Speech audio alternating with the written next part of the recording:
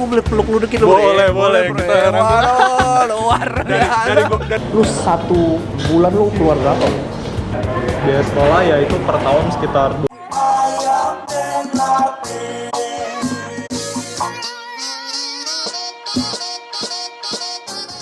Assalamualaikum warahmatullahi wabarakatuh, bro. Wah, lu nggak pas bronya Sekali lu. lagi. Lu tuh bronya tuh harus kayak dari perut gitu tuh sampai ke sini terus lu harus keluarin kayak gitu. Oke, gitu kan. sekali lagi. Assalamualaikum warahmatullahi wabarakatuh, bro.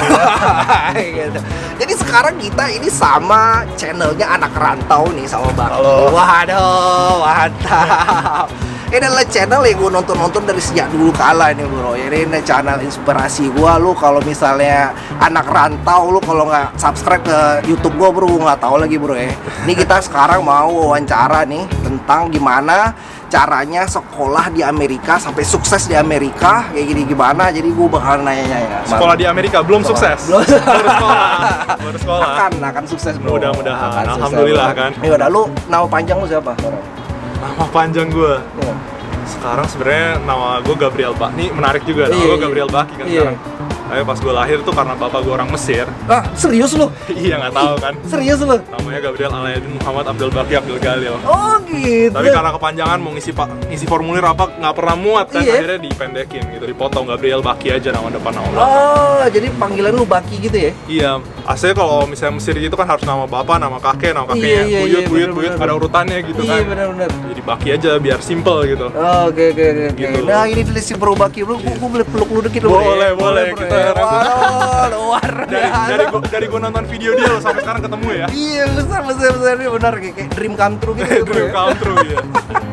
Ya udah, gue mau nanya nih, bro. Sebenarnya lu itu waktu awalnya kesini itu gimana sih teh? Jadi itu pertama-tama dulu tuh gue pengen kuliah di Amerika, terus gue karena gue mau ini kan ngejar industri software gitu di sini. Iya. Jadi gue daftar kayak waktu itu mendadak banget, gue lagi ke agensi kayak pendidikan, gue udah daftar di universitas di Gue udah cerita agensi ini, kita pokoknya sekarang harus minum kopi dulu, bro ya. Oh iya. Biar kita itu bicara kita makin mantap Bakal lagi. panjang soalnya ini. Bakal lagi cerita ya. Pokoknya Ya lu nonton terus ya, bro ya. Nonton terus ya pokoknya. Kita ngelanjutin lagi video yang tadi. Waduh, gue udah sama Baki nih. Lu bener-bener nih gue dream come true sekarang nih. Lu bisa ketemu lu, bro. Gila banget. Luar biasa nih, bro. Waduh, itu selama lagi kita deh. Salam 2 kali boleh, bro ya. Boleh, Bonus ya, salah. bonus ya. Jarang-jarang juga ketemu ya. Baru pertama kali. Ya udah, bro, jadi sekarang gue itu mau mengulik-ulik lagi mengenai si Baki ini, gimana dia itu ceritanya sampai ke Amerika gitu. Lu sampai ke Amerika, lu bisa sekolah sini gimana ceritanya, bro?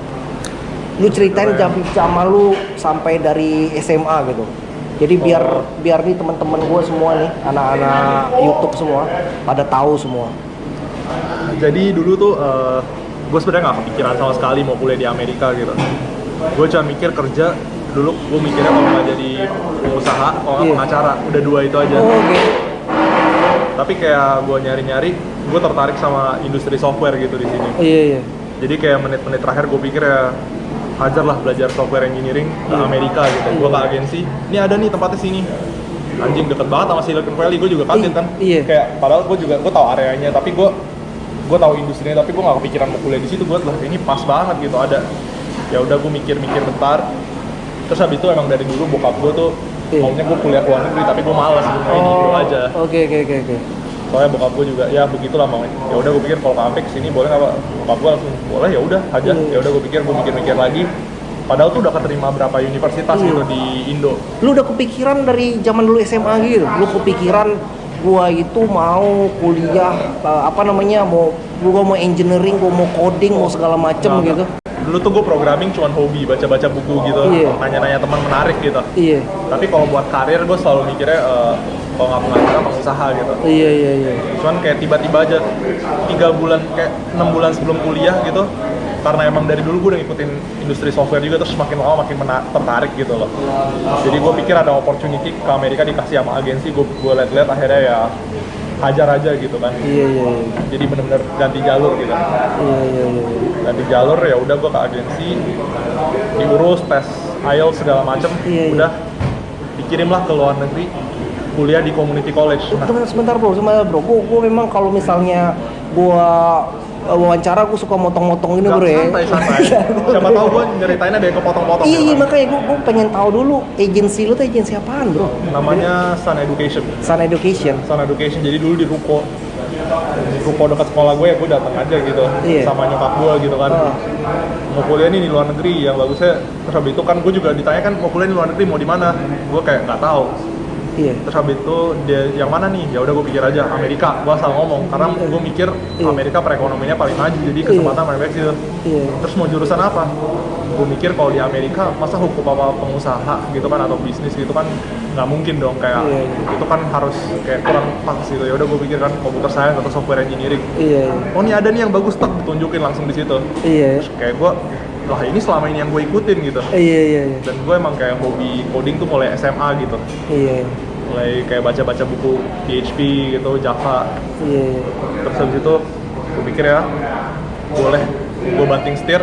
Gue udah diterima berapa universitas di Indo yang lumayan oke, yang lumayan gue seneng, tapi gue banting setir. Iya. Gue ya udah ke US aja lah. Oh gitu tuh, tesnya apa aja gitu?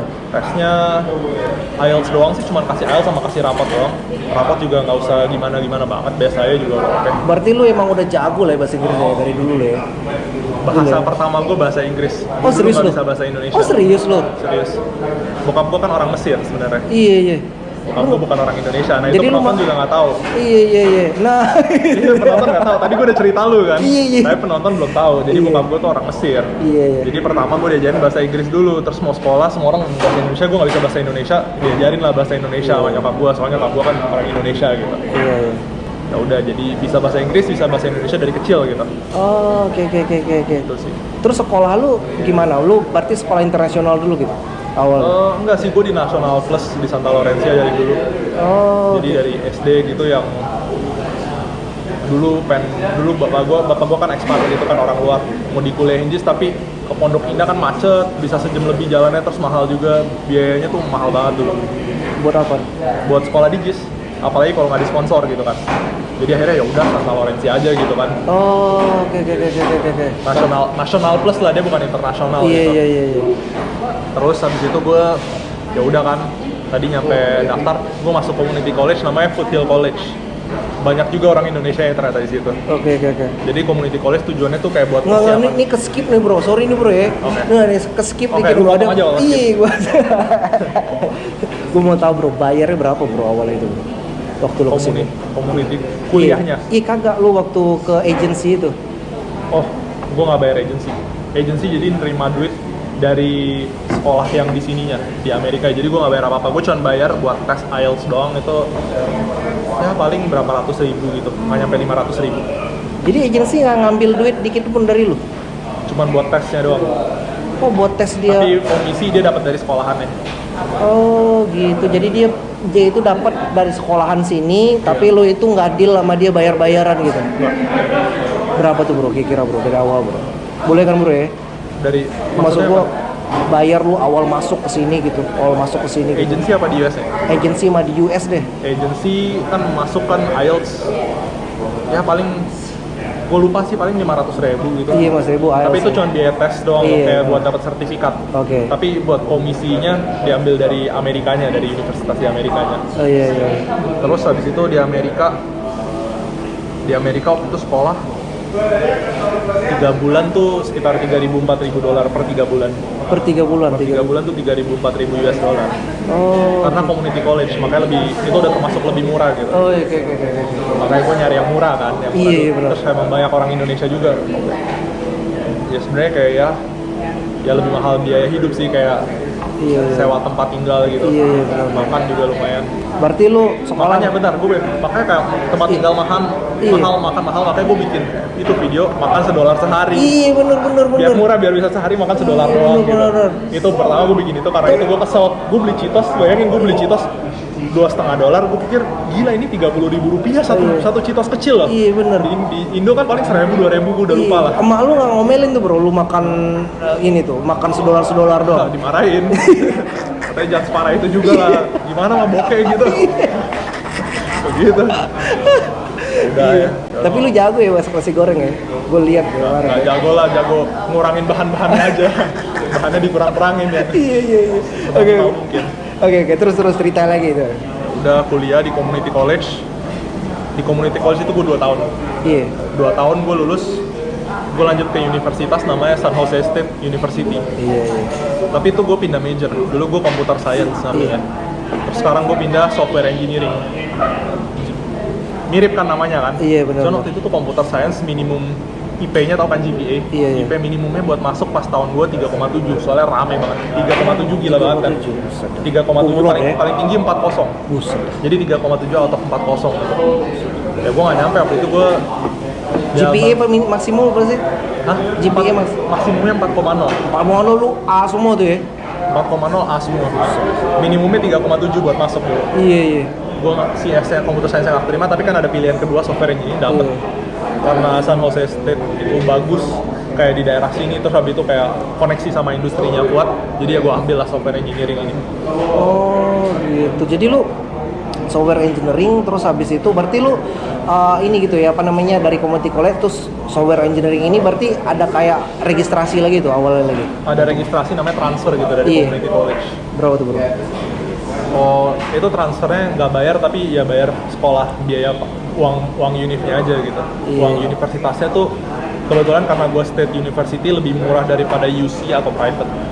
Gue tuh per tahun ya sekitar 22.000 lah. Iya. Itu udah termasuk lebih murah dibanding yang lain gitu. Oke. Jadi ya udah oke lah gitu. Terus lu tinggal di sini gitu, lu gimana lu, kayak lu nyewa kah atau apa kah lu, atau lu kayak in the cost kah? Gue kemarin bikin video, gue dapet good deal banget. Gue sekarang nyewa rumah 4 bedroom 2 bathroom murah banget. Gue cuma bayar 450 per bulan. Padahal tuh sebelumnya tuh gue di apartemen kayak tempatnya lebih sempit, kayak lebih gak enak, tapi gue bayar 800. Kok gila bisa kan? Gimana sih? Karena kita nemu orang yang nyewain rumahnya gitu loh. Iya. Jadi dia bukan dari perusahaan, dia kayak perorangan beli rumah, terus perlu bayar cicilan rumah. Jadi rent kayak biaya sewanya yang dia charge ke kita tuh cuman cicilannya doang gitu, cuman 3.800. Oh iya. Buat dapat 4 kamar sama 2 WC itu sekitar 2.000 square feet ruangannya. Oh, oke. Luas banget. Jadi itu kayak gue beruntung dapat itu, kayak ketemu deal yang bagus banget lah, yang hoki gitu. Lu ketemu orang dalam gitu ya? Ketemu Orang dalam juga sih, nyari-nyari di internet, kebetulan ada yang bagus, buat ambil aja gitu. Oh gitu. Tapi lu kayak sharing gitu banyak temen berempat gitu? Itu satu rumah berenam. Oh berenam loh, jadi kayak sekamar berdua gitu ya? Iya gitulah. Oh gitu. Tapi jatuh-jatuhnya jauh lebih untung daripada dulu. Maksudnya dulu kondisi hidup gue nggak sebagus ini, tapi jauh lebih mahal gitu kan. Iya benar. Tapi rame-rame gitu ya. Yes. Ini nih gue mau tahu nih bro, Jadi misalnya nih bro ya, gue itu baru tamat SMA bro. Iya. Gue baru tamat SMA misalnya. Gue pengen banget, sebenarnya target gue tuh pengen kerja ke Amerika gitu kan. Jalan salah satunya kan lu dari kuliah gitu kan, kuliah di sini terus lu dapat kayak visa kerja dan kayak gini. Apa yang harus gue lakuin bro dari tamat SMA? Apa yang harus gue persiapkan? Ya, buat kerja di luar negeri caranya jalurnya banyak banget, kayak bisa kayak Mas Bayu gitu kan, yang tadi diceritain di video yang di channel Anak Rantau, itu bisa dinonton juga gimana Mas Bayu perjalanannya. Iya, lu harus nonton lah ya. Iya, itu ada cara baru juga yang gue belajar. Terus kayak ada dari agensi-agensi atau langsung kerja kayak langsung sama perusahaan luar negerinya, berinteraksinya kayak banyak banget caranya. Visa buat di US juga banyak banget kan. Tapi gue ceritain buat jalur gue aja ya. Iya. Jalur gue tuh gue kuliah di sini. Terus gue ngambil jurusan yang namanya STEM, Science, Technology, Engineering, and Math gitu. Jadi kalau masuk kategori itu, setelah lu lulus, lu boleh kerja di sini maksimal 3 tahun. Maksimal 3 tahun. Dari situ menurut gue lu kalau udah 3 tahun itu lu semaksimal kan mungkin kerja yang baik biar employer lu bisa kasih H1B gitu. Iya. Atau visa lain buat kerja gitu. Okay. Pokoknya lu gunakan kesempatan 3 tahun kerja itu dengan baik gitu. Biar kayak kebuka kesempatan baru. Kalau misalnya nggak kebuka kesempatan baru, ya paling bisa S2, dapat 3 tahun lagi setelah itu. Iya benar. Dapat PhD beasiswa, S doang PhD beasiswa gampang banget. Misalnya PhD dapat beasiswa, dapat 3 tahun lagi. Udah gitu kalau udah PhD tuh daftar visa yang lain-lain macam-macam banyak gitu. Iya. Tapi tergantung lu mau jalur yang mana gitu. Oh iya. Ini jalur yang ada buat gua aja gitu sekarang. Iya. Jadi intinya Pak awal tuh Mas sebenarnya informasi tuh bro ya. Lu harus tahu informasi gitu. Jadi lu harus tahu gitu. Itu seandainya nih nyokap lu nggak tahu tuh ada agensi kayak gituan, Iya. Mungkin lu nggak di sini kali ya, nggak tahu ya. Misalnya kalau misalnya nggak tahu-tahu Iya. gitu. Jadi ya memang informasi kayak gini, makanya sharing-sharing kayak gini bagus bro. Iya. Total bro, kira-kira bro. Total lu sebagai mahasiswa, lu 1 bulan lu keluar berapa bro? Berapa ya? Total.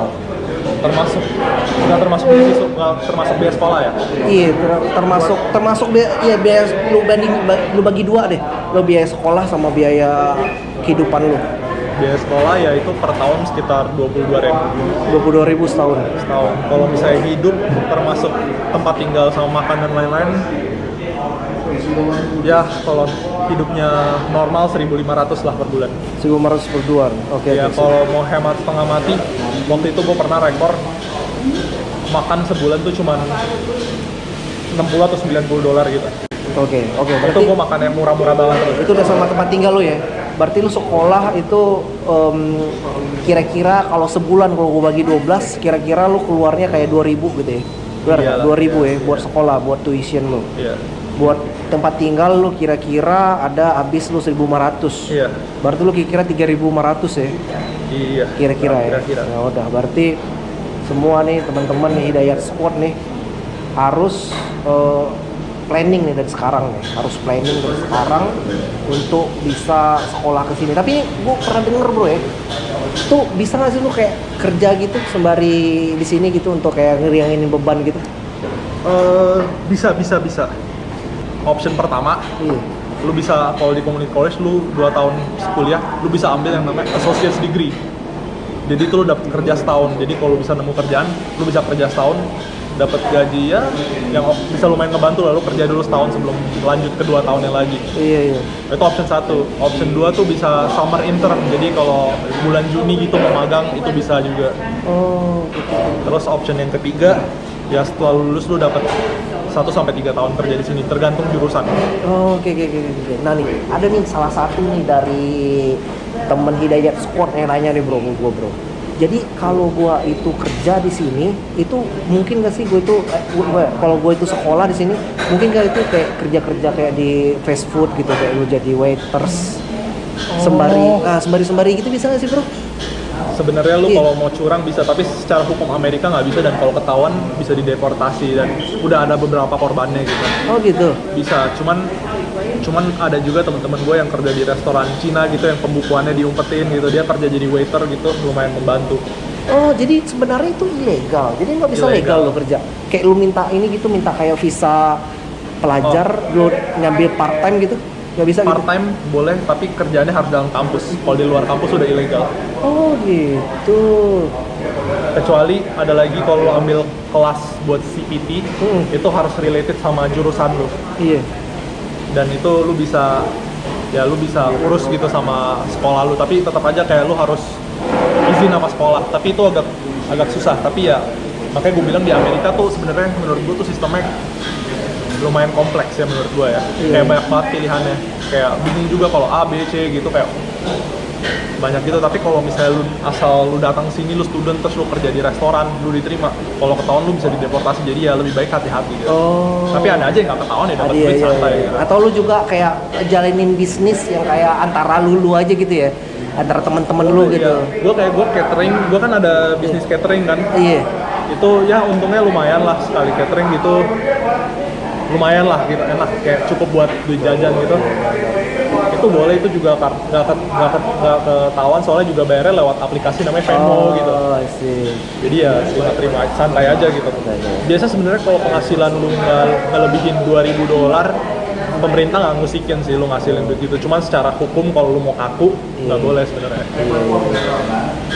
Bro, lu ini bro nih sebelum kita tutup lu bro ya, gue mau ini bro lu ngomong sesuatu bro ya buat orang-orang nih yang mau sekolah ke Amerika, apa aja yang harus dipersiapkannya dari sekarang bro, atau apa aja lah motivasi lu buat orang-orang ini bro.